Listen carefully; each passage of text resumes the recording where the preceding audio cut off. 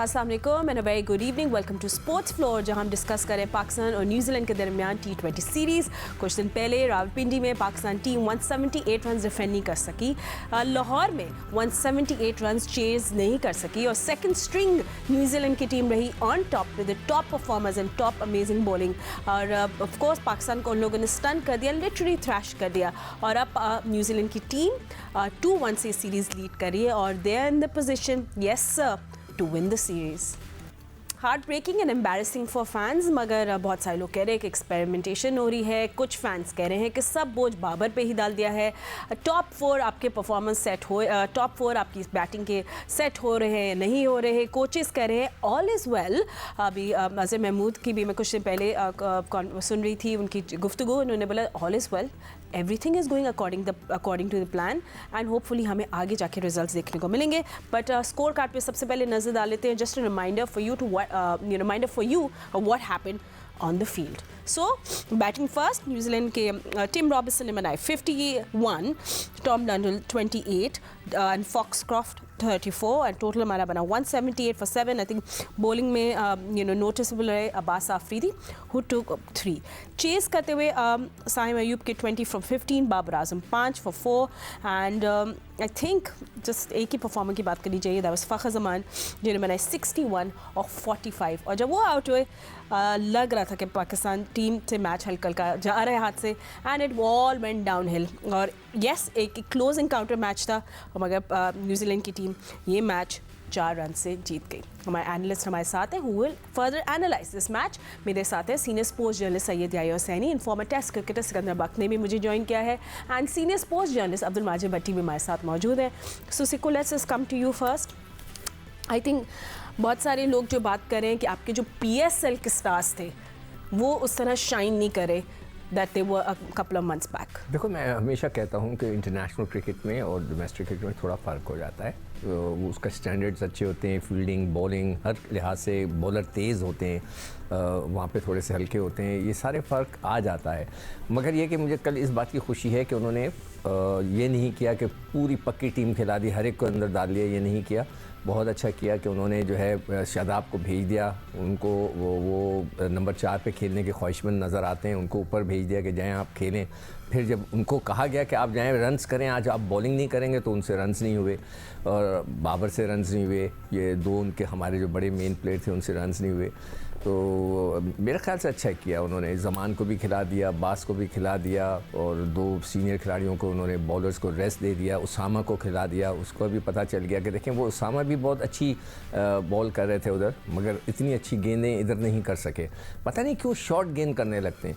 तो एक लिहाज से मुझे खुशी है इस बात की कि उन्होंने सबको ट्राई किया और अगले मैच में भी ट्राई करें, ताकि ये जो हमारा अपना जो सफ़र शुरू होगा आयरलैंड का और इंग्लैंड का और फिर उसके बाद अमेरिका जाना है, उससे पहले जो है ना, जो आपने बच्चों को खिलाना है खिला दें, हार जीत की कोई फ़िक्र ना करें। मैं बिल्कुल नहीं क्रिटिसाइज़ करूँगा कि ये हार गए, मैं कहूँगा कि अच्छी बात है। मैं आज सुबह भी मैं ये कह रहा था कि बहुत अच्छा किया आपने, सब नए प्लेयरों को खिलाए और खिला दें जितने भी हैं, ताकि जब आयरलैंड और इंग्लैंड का टूर शुरू होगा तो उस वक्त आपके जहन में ये बात होगी कि कौन सा लड़का कहाँ खड़ा है। Okay, so you saw positives in yesterday's match, and yeah, I think positives देखना is always a good thing.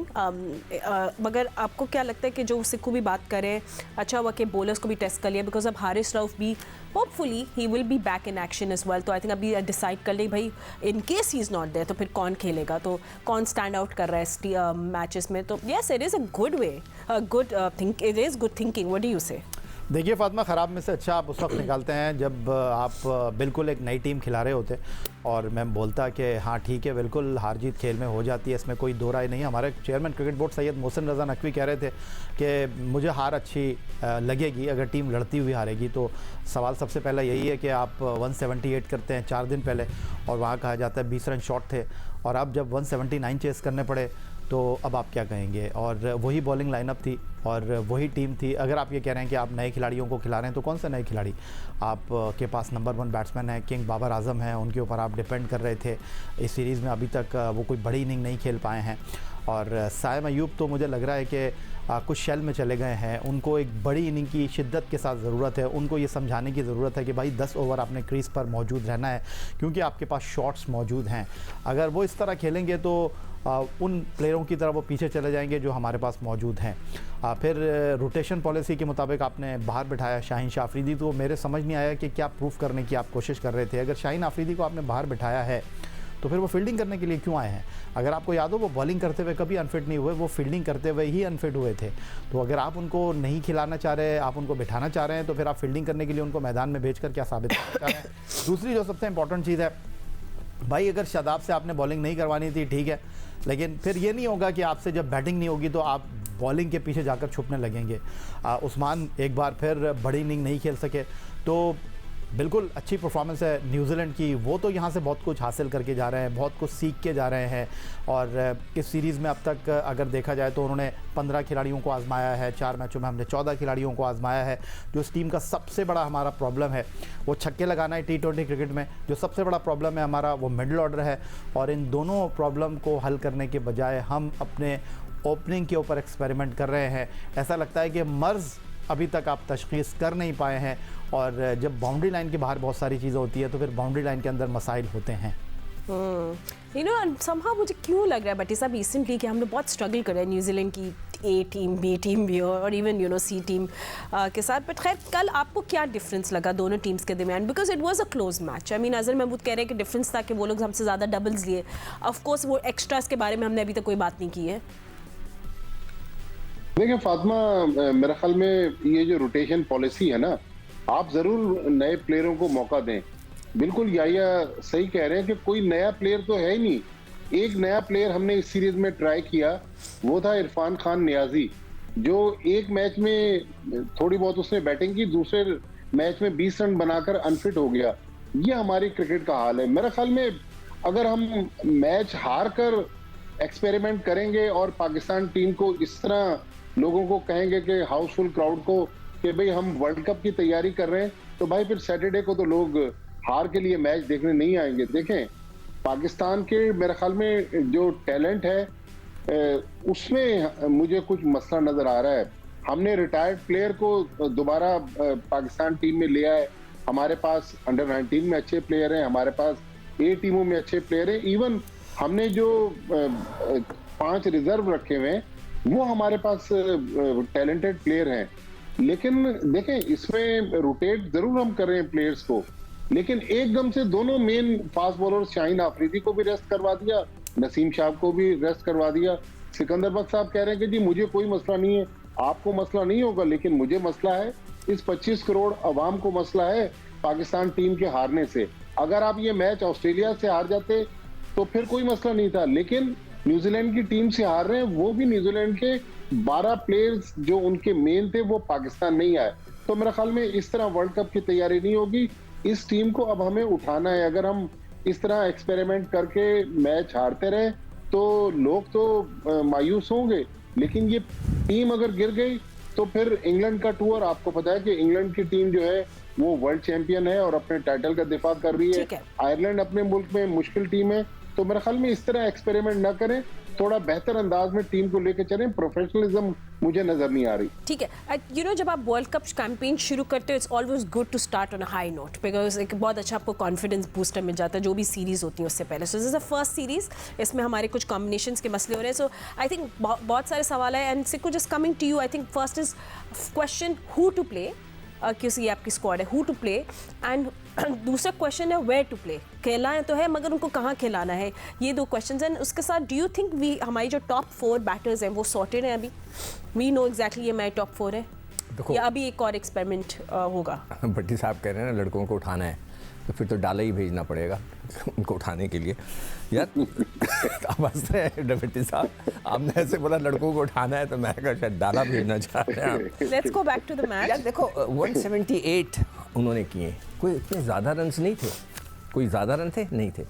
देखिए मैं जो चाहता हूँ ना कि मुझे कोई, इसलिए कि मैं सारे नौजवानों को आप प्रॉपर चांस दे देना। हम हार गए, ठीक है, हार जाएंगे, हो सकता है कल मैच में। और अब 178 को भी आप चेस ना कर सकें। आपके पास बाबर भी मौजूद थे, आपके पास साइम भी जो रेगुलर खेलते हैं, फ़कर ने 61 के वो फिनिश नहीं करते, शादाब मतलब है कि इस वक्त वो फुल फॉर्म में, दूसरों को कह रहे थे कि हम स्ट्राइकिंग रेट अच्छा नहीं है।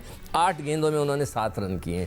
इफ्तिखार भी थे, इमाद वसीम भी थे, तो फिर और क्या चाहिए आपको? हमारी बैटिंग लाइन तो सही थी। इफ्तिखार की भी तो बात कर लेना। हाँ, इफ्तिखार 10 ओवर में नहीं कर सके, मगर उनको अभी चांस दें, वो पोटेंशियल है उसमें पोटेंशियल है। अब इफ्तिखार है या बाबर है, बाबर को आप ये नहीं कह सकते कि उसने 3 मैचों में सिर्फ 56 रन किए हैं, उनको फारिग कर दो, नहीं, ऐसा नहीं होता। बाबर इज़ बाबर, रिजवान है, वो दोनों तो पक्के हैं, फिर ये इफ्तिखार भी पक्के हैं, शादाब भी पक्के हैं, सारे लड़के पक्के हैं। कुछ 2-4 लड़कों को आप ट्राई कर रहे हैं और कुछ नहीं। ज़मान खान को आपने ट्राई किया, वो रेगुलर खेलता है। अब्बास जो बॉलिंग कराने आया था वो तो पुराना खेल रहा है और अच्छी गेंदें कर रहा है। बाकी क्या है, बाकी तो आपने रिटायरमेंट के बाद जो बुलाया, आप जो भट्टी साहब कह रहे थे कि अंडर 19 के लड़के अच्छे हैं, वो अगर आके नहीं परफॉर्म करेंगे तो फिर क्या होगा? मैंने तो पहले ही सवाल उठाया था जब ये टीम के एक लड़का आपका अंडर 19 का नहीं है। मोहम्मद यूसुफ ने क्या किया? वो कोच थे, इतने बड़े प्लेयर हैं, उन्होंने कोई एक लड़का नहीं बना सके, तो उसका क्या मतलब हुआ कि हम लोग कंसंट्रेट उधर नहीं कर रहे। अच्छा, on this certain day Imad को ऊपर नहीं भेज सकते थे? Just a question. नहीं तो फिर उसके बाद फिर वही बात हो जाती है कि इफ्तिखार को आप नीचे कर देते, फिर नीचे कर देते। शादाब जो हैं वो नंबर 4 की पोजीशन पे हैं, वो समझ रहे हैं कि वो बहुत वहाँ पे जाके खेलेंगे, मगर जिस तरह वो गत्का चलाते हैं, वो स्लॉगिंग करते हैं, वो फंसेंगे। मतलब अच्छी टीमें उनको इतनी आसानी से मारने नहीं देगी। देखिए, फ़र्क आ जाता है अच्छी टीमों के ख़िलाफ़।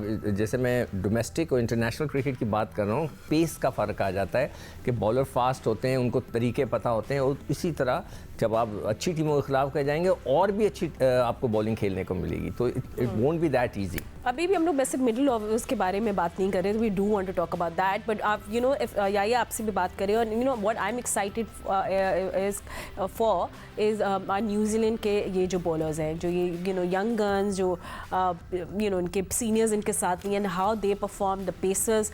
आई मीन, अब टिम साउदी, ट्रेंट बोल्ट की जगह रिप्लेसमेंट्स की अगर न्यूजीलैंड बात करे, सो देखे कितनी एक ज़बरदस्त टीम खड़ी होगी है उनकी। Look at the backup, it's देखिए फातिमा, मैं कोचिंग को नहीं मानता, लेकिन मुझे वाज़ेह तौर पर ये लग रहा है कि अगर मजबूत सोच हो, मजबूत जहन हो, तो आप बाउंड्री लाइन से भी बहुत सारी चीज़ों को ठीक कर सकते हैं।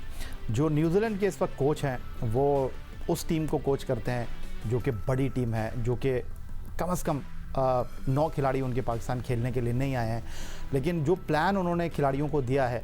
हमारे साथ मसला ये होता है, हम ऑस्ट्रेलिया जाते हैं तो कहते हैं ऊंचे उछाल वाली पिचेस के ऊपर नहीं खेल सकते। हम इंग्लैंड जाते हैं तो कहते हैं कि जी वहाँ स्विंग एंड सीम कंडीशन में नहीं खेल सकते।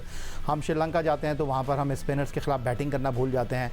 यहाँ टिम रॉबिन्सन खेले हैं, 4था मैच खेले हैं, और कल वो जिस तरह बल्लेबाजी कर रहे थे, ऐसा लग रहा था कि वो तो 200 रन कर देंगे। लेकिन हमारे पास तो टॉप ऑर्डर जो बैट्समैन हैं, बाबर आजम हो गए, साइम अयूब हो गए। बिल्कुल ठीक है कि अकेले बाबर आजम तो मैच नहीं जिता सकते, लेकिन कल उनको ज़रूरत थी कि मैच को फिनिश करते, लंबा खेलते, नहीं खेल पाए, तो सवाल तो उठेगा। फिर आप बात कर रहे हैं कि आपकी वर्ल्ड कप के लिए तैयारी क्या है। इसमें कोई शक नहीं है, आपने बिल्कुल बजा फरमाया कि मिडल ऑर्डर आपका मसला है, लेकिन आप ये नहीं कह सकते कि इफ्तिखार अहमद जो हैं वो सिर्फ 4 गेंदों के प्लेयर हैं। इफ्तिखार को कल मैच फिनिश करके जाना चाहिए था। आपने 3 मैचों में बाहर बिठाया फ़खर जमान को, और उनको ये बताया गया कि आप पहले 3 मैच नहीं खेलेंगे। उन्होंने कल प्रेस कॉन्फ्रेंस में आकर कहा, पाकिस्तान टीम के जो मौजूदा टॉप ऑर्डर बैटर हैं उसमें फ़खर जमान का सबसे बेहतरीन स्ट्राइक रेट है। कल भी उन्होंने 135 के स्ट्राइक रेट से बैटिंग की। इन 4 मैचों में पाकिस्तान टीम ने 12 छक्के मारे हैं, और 3 छक्के एक मैच खेलने वाले फ़खर जमान ने लगा दिए। जो T20 क्रिकेट में इस वक्त सबसे बड़ा इशू है वो है छक्के मारना। हमारे बैट्समैन छक्के नहीं मार पा रहे। अगर हम देखें न्यूजीलैंड की टीम को, बैनक्राफ्ट जो है 5 छक्के मार चुके हैं, चैपमैन जो है 4 छक्के मार चुके हैं। हमारी टीम का सबसे बड़ा मसला ये है। आप कह रही हैं कि हम नए खिलाड़ियों को खिला रहे हैं, मैं आपसे दोबारा पूछ रहा हूँ, नए खिलाड़ी बता तो दें कौन से नए खिलाड़ी। There was a clear difference between the batters, but anyway हम लोग एक क्विक ब्रेक ले लेते हैं। ब्रेक के बाद कल के वाले मैच की बात करेंगे। इट्स द फाइनल, कि न्यूजीलैंड विन द सीरीज या पाकिस्तान कम बैक करके ड्रॉ कर सकता है। Will find out from experts, but after short break. Stay with us. Welcome back after the break. Bhatti sahab, हम लोग बात कर रहे हैं अब लास्ट मैच की। Too much pressure Pakistan cricket team, बहुत सारी criticism, and I think must win match है पाकिस्तान के लिए। They want to win this. New Zealand को सीरीज नहीं जीतने देंगे। तो अब आपको क्या लगता है, आपकी इनसाइड न्यूज़ क्या है कि अब हम दोबारा कुछ 1-2 चेंजेस देखेंगे, या पाकिस्तान जो लास्ट मैच खेली है वही उसी टीम के साथ आगे जाएगी?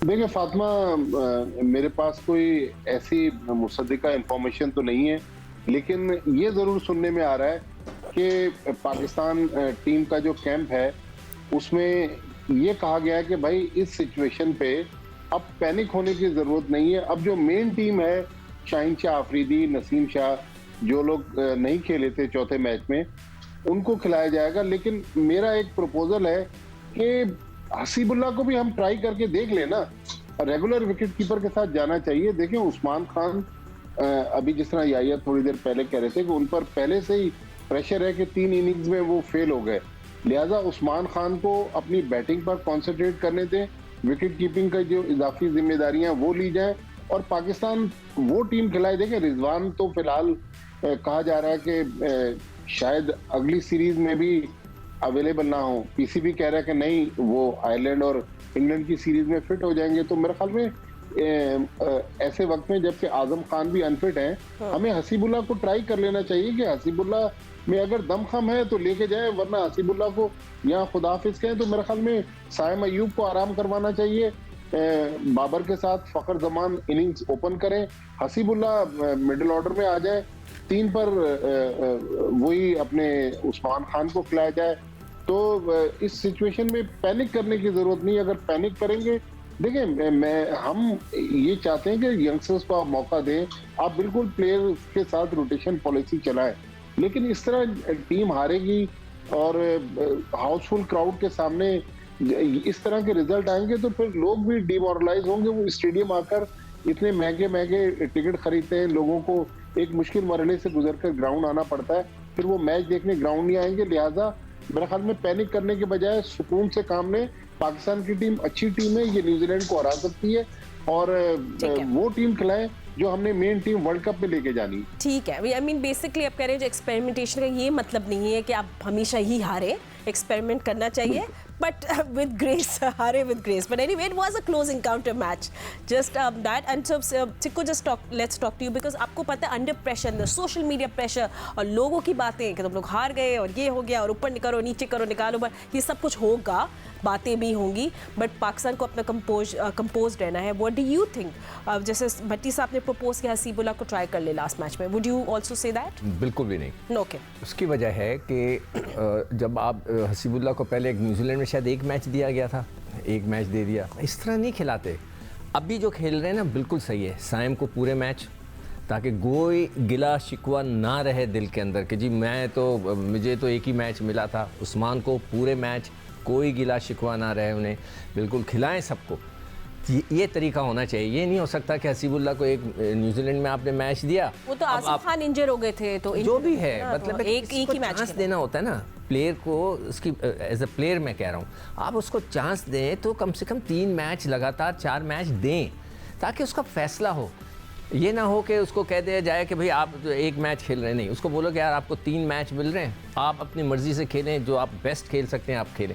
अब बेचारे हसीबुल्लाह को अचानक उठा के बोले आप जाकर खेलो और वो मिडिल ऑर्डर में, ही इज़ एन ओपनर, आप उसको मिडिल ऑर्डर में खिलाएंगे फिर प्रॉब्लम हो जाएगी। नहीं सिकू भाई, असल बात विकेट कीपर की है कि आप रेगुलर विकेट कीपर पे क्यों नहीं जा रहे, आप नॉन रेगुलर। उस बेचारे ने कोई कैच वैच इतने नहीं छोड़े, एक कैच पिछली मैच में छोड़ा था, कल एक स्टंप उसने छोड़ दिया था नए बॉल के ऊपर, ज़्यादा नहीं छोड़े, एक छोड़ रहा है तो अब आप उसको खेलने दें ना। मतलब ये कि उस्मान को आप पूरा एक रन दें 3 मैचों का, हसीबुल्लाह को खिलाना है। अगली सीरीज़ के अंदर जब कोई आए टीम, उसमें आप उसको एक रन दे दें 4 मैचों का, 3 मैचों का, 5 मैच। सही है। So no Hasibullah for you now, do you think it's unfair कि एक ही मैच पे करके उसको डिफाइन कर देंगे? अंडर प्रेशर होगा ना। हाँ, ये कि मैं इस पे ही कुछ बहुत क्रेजी कर दूं। Anyway, but you know if not changes and such के इंक्लूजन एक्सक्लूजन, या फिर क्या हमें फिर कुछ वापस बैटिंग ऑर्डर आगे पीछे देखने को मिलेगा, या डू यू थिंक यही अब होगा? क्योंकि बहुत सारे अब लोग ये इस पे बात करने लगे कि यू नो। देखिए फातिमा, आप टीम के बारे में सोच रही हैं, बैटिंग ऑर्डर के बारे में सोच रही हैं, किसको रखना है, किसको निकालना है, किसको खिलाना है, कहाँ खिलाना है। वर्ल्ड कप से पहले तो बात दरअसल ये है फातिमा कि जिन लोगों ने खिलाना है उनका भी नहीं पता, जो आपके इस वक्त हेड कोच हैं उनका भी नहीं पता। वो आपने सुना था ना कि सामान 100 बरस का, पल की खबर नहीं। तो वो सिर्फ इस सीरीज़ के लिए पाकिस्तान टीम के हेड कोच बने थे और वो बात कर रहे थे वर्ल्ड कप की। तो ये भी एक सबसे बड़ा कन्फ्यूजन, जो उनके पास टास्क था उसको उनको फुलफिल करना चाहिए था। वो तो कह रहे थे कि जी हमारे टॉप ऑर्डर जो है वो तय है। तो जो आपके टॉप ऑर्डर हैं कहाँ तय है मुझे बताइए। आपने जो 4 मैच खेले हैं, पहले 3 मैचों में रिजवान थे, रिजवान अनफिट हो गए, तो फिर आप फ़खर को लेकर आ गए, फिर जो मसला बार बार मैं आपसे बता रहा हूँ, अर्ज़ कर रहा हूँ, वो ये है कि जिन चीज़ों पर हमको काम करना चाहिए हम उन चीज़ों पर काम नहीं कर रहे। ऐसे नहीं होता फातिमा कि आप दोनों एंड से तब्दीली कर दें। आप ये वही न्यूजीलैंड की टीम है जो सेकंड मैच में 90 रन पर आउट हो गई थी और आपने उनको 7 विकेट से मार दिया था। अब वो टिम रॉबिन्सन जो पहले मैच जो 2 गेंदों का मैच साबित हुआ था, उनको शाहीन आफरीदी ने उनके डेब्यू के ऊपर बोल्ड कर दिया था, वो आप आधी विकेट पर आकर शाहीन आफरीदी को छक्का मार रहे हैं, तो इसका क्या मतलब है? वो सीख रहे हैं और आप सीख नहीं रहे। आपको ये सोचना पड़ेगा पाकिस्तान सुपर लीग सीजन 9 2024 की ये सिखा रहे हैं, हम लोग सिखा रहे हैं। जी बिल्कुल माजिद भट्टी साहब, आप वजह फरमा रहे हैं, क्योंकि बात दरअसल ये है कि उनकी जो परफॉर्मेंस है उसमें एग्रेशन नज़र आ रहा है और आपकी परफॉर्मेंस में वो चीज़ दिखाई नहीं दे रही। तो जो सवाल है, लोग बहुत नाराज़ हैं टीम की कारकर्दगी को लेकर। वो ये समझ रहे थे कि यहाँ तो हमारे लिए केक वॉक होगी, लेकिन केक वॉक तो ऐसा लग रहा है कि ये न्यूजीलैंड की टीम के लिए हो गई। उनका तो बैकअप भी तैयार हो गया। और वैसे बाय द वे जो चेयरमैन क्रिकेट बोर्ड है उन्होंने एक और सीरीज़ जो है वो न्यूजीलैंड के साथ रख ली है। अब ये सीरीज़ कब होती है आई डोंट नो, लेकिन अच्छी खबर है। लेकिन जो सबसे बड़ा सवाल है वो यही है कि फातिमा, हमें हमारा जो कॉम्बिनेशन है वो हमारे लिए अलार्मिंग सिचुएशन है। और अगर गैरी कर्स्टन, जिनके बारे में कहा जा रहा है कि वो वर्ल्ड कप में टीम को ज्वाइन करेंगे, तो बस वो टीम के साथ जो है वो टीम मैदान में दरवाजे से दाखिल हो रही होगी, अगले दरवाजे से गैरी कर्स्टन आ रहे होंगे। अच्छा, बाय द वे मैंने लास्ट सवाल आज यही पूछना था कि आप दोनों को क्या इनसाइड न्यूज़ या स्कूप पता है अबाउट मैनेजमेंट क्या होगी। बट बिफोर दैट, और जिस तरह आप बात कर रहे थे, उससे को मैं भी पहले आया से ही बात करी थी कि what a surprise package the Kiwis have been. And you know, अब हम लोग हमेशा बात कर रहे थे कि बड़े स्टार्स को रिप्लेस करने के लिए ऑलरेडी काम होना चाहिए। ट्रेंट हो गए, साउजी हो गए, look at the backup, it's amazing and really what a surprise package है। इनकी बैटिंग बड़ी अच्छी है, बॉलिंग भी कर बहुत अच्छी, ज़बरदस्त। खैर वो चैपमैन है वहाँ पे, पहले भी बहुत अच्छा कहते हैं। नीशम उनके पास है, 2-3 तो अच्छे लड़के हैं उनके पास। मगर अभी जो कोचिंग की बात हो रही है ना, वो मैं एग्री करता हूँ कि ये बहुत अजीब सी बात है कि जो वर्ल्ड कप का कोच है वो नहीं है। वर्ल्ड कप का कोच जो वर्ल्ड कप में कोचिंग करेगा उसको तो टीम के साथ कम से कम महीना तो रहे, ताकि देखिए कोच जो होता है कि कोचिंग नहीं करता, वो आकर बल्ला पकड़ के बाबर को या किसी को सैम को नहीं बताएगा क्या करना है। वो स्ट्रेटजीज बनाता है, वो प्लानिंग करता है कि किस तरह खेलना है आपने और हमने किस तरह खेलना है, पूरी टीम ने मिलकर। वो ये चीज़ें बताता है, वो बल्ले पकड़ के नहीं सिखाता। तो हमें सबसे पहले तो कोच का तो इंतज़ाम कर लें। इस वक्त जो लोग हैं वो तो टेम्परेरी हैं, मगर बिल्कुल वो सही कह रहे हैं याया कि जी वो तो बातें कर रहे हैं वर्ल्ड कप की, हम वर्ल्ड कप में ऐसे करेंगे। भाई आप बोल रहे हैं मैं तो एक टेम्परेरी, एक पार्ट टाइम कोच हूँ, मैं इसमें ये करके यहाँ से निकल जाऊँगा। Small issue, I don't think that's it. कोई बोल भी रहे हमारा world cup, it's no, I am very sorry, it's not a small issue. नहीं, बट जस्ट सेइंग, आपके पास कोच ही नहीं है सर, कैसे आप बात कर रहे हैं? नहीं, मैं कह रही हूँ कि अगर जो आप वर्ल्ड कप के लिए जा रहे हैं ना, तो वर्ल्ड कप का एक्चुअल कोच होना चाहिए जो इस पूरी सीरीज को लेके चलता। नहीं, मैं कह रही हूँ अगर जो अब मौजूदा कोच है वर्ल्ड कप की बात करें तो उसमें कोई इतनी बड़ी बात नहीं है कि you know he is saying, that's what I am saying. But anyway Bhatti sahab, आपके पास क्या न्यूज़ है कोचेस की और टीम की और कौन इंक्लूड होगा, क्योंकि अब तो आपके पास लिटरली टाइम नहीं है। देखिए फातिमा, मंडे से जो वीक शुरू हो रहा है, मेरे ख्याल में गैरी कर्स्टन अनाउंस हो जाएंगे वर्ल्ड कप से, वो पाकिस्तान टीम को ज्वाइन करेंगे। इस वक्त जो हमारे पड़ोस में एक लीग चल रही है वहां पर वो एक टीम की कोचिंग कर रहे हैं और उसका फाइनल गालिबन 24 मई को होना है। तो अगर उनकी टीम प्लेऑफ में भी पहुंच जाती है तो गैरी कर्स्टन इंग्लैंड के सीरीज में तो अवेलेबल नहीं होंगे। और जैसन गैलेस्पी ऑस्ट्रेलियन, उनको टेस्ट मैचेस के लिए जो हमारी रेड बॉल की टीम है उसका हेड कोच बनाया जा रहा है। लेकिन वो जो अजहर महमूद इतने दावे से बात कर रहे हैं ना, वो इसलिए कर रहे हैं कि उनको व्हाइट बॉल और रेड बॉल दोनों का असिस्टेंट कोच बनाया जा रहा है। तो अजहर महमूद, ये सारी प्लानिंग, ये भी सुनने में आया, लेकिन इस बारे में अभी कोई कंफर्मेशन नहीं हो सकी कि अजहर महमूद गैरी कर्स्टन से राब्ते में है, उनसे बहुत सारी चीजें शेयर कर रहे हैं। लेकिन बिल्कुल जो सिक्कू भाई बात कर रहे हैं कि हेड कोच को पाकिस्तान में होना चाहिए। बट अभी तक हमारे पास ये न्यूज़ आ रही है, former South African player and coach भी रह चुके हैं गैरी कर्स्टन, क्या इंडियन टीम को भी कोच कर चुके हैं। Will he be coaching Pakistan for the World Cup? Will find out. हमारी खबरें तो स्ट्रॉन्ग है, but of course official announcement का इंतजार होगा। But thank you so much for watching, will see you tomorrow. अल्लाह हाफिज़।